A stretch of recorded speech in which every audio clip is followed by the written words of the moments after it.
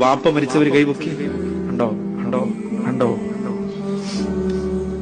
വാപ്പയാണ് സംഭവം.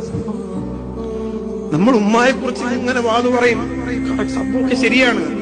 ഉമ്മാടെ ഒരു ചെറിയ പൊരുത്തക്കേട് മതി മോനെ നരകം കിട്ടാനൊക്കെ ശരിയാണ്. പക്ഷെ ഇവിടെ കൈ എല്ലാ സദസ്സിലും അങ്ങനെ തന്നെ. ഉമ്മ മരിച്ചൊരു കൈ ഉയർത്താൻ പറഞ്ഞാൽ കുറച്ചുണ്ടാവുള്ളൂ.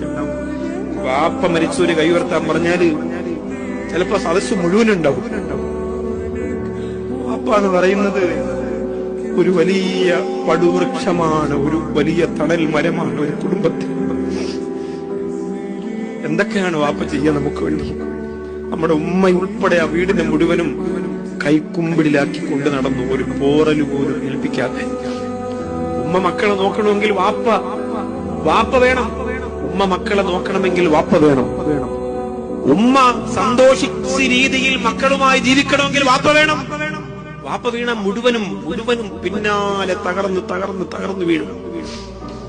വാപ്പ അവിടെ വണ്ടിയാണ് സ്പീഡിന് ഓടുന്നത്, മടത് പതുക്കാണ് പോവാ, ടയറ് പതിയെ തേയുള്ളൂ.